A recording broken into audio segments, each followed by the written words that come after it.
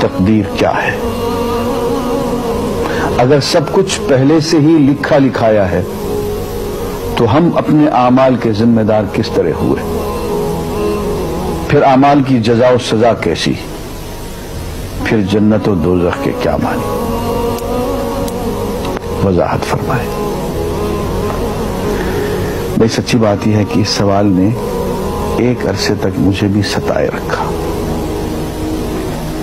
اور میں سوچتا رہا کہ اگر واقعی اللہ تعالیٰ نے پہلے سے ہی سب کچھ لکھ دیا ہے کہ میں اتنے بج کر اتنے منٹ میں بیٹھ کے یہاں پہ ایک لیکچر دوں گا، یہ تقریر کروں گا، اتنے بج کر اتنے منٹ میں نماز پڑھوں گا، اتنے بج کے اتنے منٹ میں فلاں کو گالی دوں گا، فلاں کو تھپڑ ماروں گا، یہ پہلے سے ایک میرا شیڈول مرتب ہے اللہ کے یہاں، لکھا لکھایا پروگرام چھپا چھپایا موجود ہے، میرے کا قصور؟ تو لکھنے والے کا قصور ہے؟ بات تو خطرناک ہے نا، بات تو خطرناک ہے نا۔ تقدیر کیا ہے؟ عربی میں اس کے لیے ایک لفظ لکھا جاتا ہے دینی کتابوں میں، علم اللہ السابق، اللہ کا علم جو پہلے سے اسے حاصل ہے۔ اللہ کو معلوم ہے کہ آج میں اتنے بج کر اتنے منٹ پہ اپنی مرضی سے، اپنے ارادے سے، اپنی آزادی فکر اور آزادی عمل پہ، عمل سے کام لیتے ہوئے یہ کام کروں گا۔ اب بھائی کام تو میں اپنی مرضی سے کر رہا ہوں، اپنی آزادی سے، اپنے ارادے سے کر رہا ہوں، لیکن اتنی سی بات تو مانو کہ اللہ تعالیٰ علام الغیوب ہے، علیم بذات الصدور ہے۔ مجھے اپنے بارے میں پتہ نہیں ہے کہ کل 10:10 پہ میں کیا کروں گا، اس کو پتہ ہے۔ مجھے اپنے بارے میں پتہ نہیں ہے کہ میں 10 سال کے بعد کہاں ہوں گا، کیا کر رہا ہوں گا، فلاں بج کے فلاں منٹ، اس کو پتہ ہے۔ اس کو میرے آزادانہ، خود مختارانہ، فری ول کے ساتھ کیے ہوئے اعمال کا پتہ ہے کہ میں اپنی مرضی سے، اپنے فری ول کے ساتھ، اپنے ارادے سے اتنے بج کر اتنے منٹ پہ کیا کروں گا۔ یہ اس نے اپنے ہاں لکھ رکھا ہے، اس لیے کہ اس کو پوری کائنات کا نظام چلانا ہے۔ اس کا علم جو ہے وہ صحیح ہے، لیکن اس کا علم میرے ارادے سے نہیں ٹکراتا ہے۔ یہ بات میں ایک مثال سے سمجھاؤں گا۔ میرے ساتھ ایک واقعہ پیش ہو گیا، اس دن مجھے تقدیر سمجھ میں آ گئی کہ ہوتی کیا ہے۔ 1971 کی بات ہے کہ یہاں اکاؤنٹنٹ جنرل آفس میں میں ڈپٹی اکاؤنٹنٹ جنرل تھا۔ اس زمانے میں ایک مشہور نجومی تھا شیخ صادق، یہاں قلعہ گزر سنگھ میں رہتا تھا، وہ پتہ نہیں بیچارہ زندہ ہے یا فوت ہو گیا۔ انہوں نے دروازہ کھولا، میرے کمرے میں آ گیا۔ کیا صاحب، ہم آپ کی خدمت کرنا چاہتے ہیں، ہم آپ کو مستقبل کے بارے میں کچھ بتانا چاہتے ہیں۔ میں نے کہا میرے پاس فضول باتوں کے لیے وقت نہیں ہے، میں علم نجوم وغیرہ کو، اس قسم کے یہ فضول باتوں کو میں نہیں مانتا ہوں، مشغول آدمی ہوں، ان چکروں میں مجھے مت ڈالو۔ انہوں نے کہا سر مجھے صرف 1 منٹ تو آپ دے دیں۔ میں نے کہا ہاں 1 منٹ دیتا ہوں۔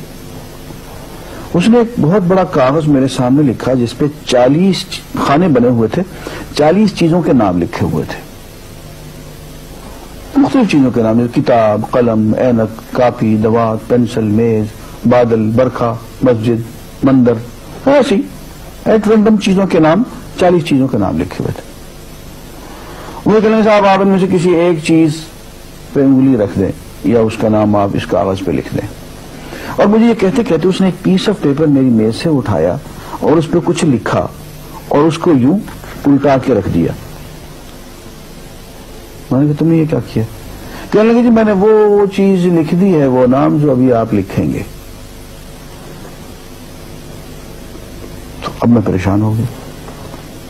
تماشا کی بات ہے نا کہ جو چیز میں سوچ سوچ کے اپنے ارادے سے، اپنی مرضی سے ابھی لکھوں گا، اس نے پہلے جو لکھ کے وہاں رکھ چھوڑ دیے میرے سامنے۔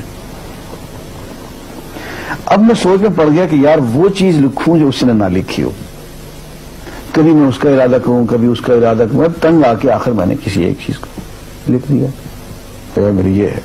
اس نے جب وہ الٹایا تو وہ وہی چیز نکلی۔ اب پتہ نہیں یہ کیا چکر تھا اس کا، خدا ہی جانے۔ کوئی اس کا علم ہوگا، کوئی فن ہوگا، کوئی تک بازی ہوگی، تک بندی ہوگی کوئی. لیکن اس دن مجھے پتا چلا کہ یار اس کو جو کچھ میں نے لکھا ہے اپنے ارادے سے لکھا ہے، اپنی مرضی سے لکھا ہے، اس سے پابند ہو کے نہیں لکھا. کبھی اس میں انگلی لگاتا تھا، کبھی اس پہ، کبھی اس پہ، آخر چپ کے ایک لکھا میں نے. لیکن اس کمبخت کو پہلے سے پتا تھا کہ میں کیا لکھنے والا ہوں، اور اس نے پہلے سے وہاں لکھ کے رکھا ہوا تھا. میں نے کہا یار ایک محدود علم والا آدمی میرے آئندہ کے اعمال کو اپنے ہاں لکھ کے رکھ سکتا ہے. چونکہ وہ عمل میں اپنی مرضی سے کر رہا ہوں، اپنے ارادے سے کر رہا ہوں، کوئی مجبوری نہیں ہے اس میں. لیکن وہ میری مرضی والا عمل، میرے اپنے ارادے سے کیا ہوا عمل، پوری آزادی کے ساتھ کیا ہوا عمل، اس نے پہلے سے اپنے یہاں لکھ کے رکھا ہوا. یار اگر یہ انسان کر سکتا ہے تو رحمان کیوں نہیں کر سکتا؟ اس نے میرے سارے اعمال جو میں آئندہ چل کے کرنے والا ہوں، وہ سارے کے سارے اعمال اس نے اپنے یہاں لکھ کے رکھے ہیں.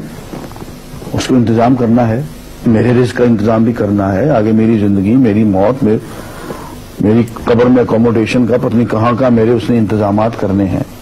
تو میرے بارے میں اس نے سارا ڈیٹا کلیکٹ کر کے رکھا ہوا ہے اپنی انفارمیشن کے لیے کہ یہ اپنی مرضی سے کیا کیا کچھ کرے گا. تو اس کے لکھے ہوئے ہونے سے میری مرضی ختم نہیں ہوتی، میری ذمہ داری ختم نہیں ہوتی، میرا ارادہ، میری فری ول ختم نہیں ہوتی. یہی وجہ ہے کہ ہم جو اعمال کرتے ہیں اس میں سے اللہ تعالیٰ اس کی کچھ ذمہ داری ہم پہ ضرور ہوتی ہے.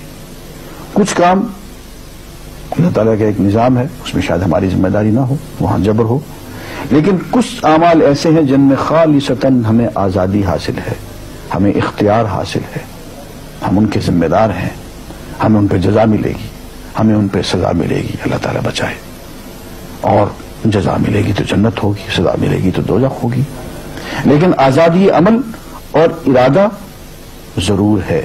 یہ الگ بات ہے کہ اللہ تعالیٰ کو پہلے سے ہی معلوم ہے کہ ہم اپنے ارادے سے اور اپنی آزادی اور اپنی مرضی سے ہم آج اور کل اور پرسوں اور سال بھر کے بعد اور 10-20 سال کے بعد ہم کیا کیا کریں گے اس کے ہاں لکھا ہوا ہے.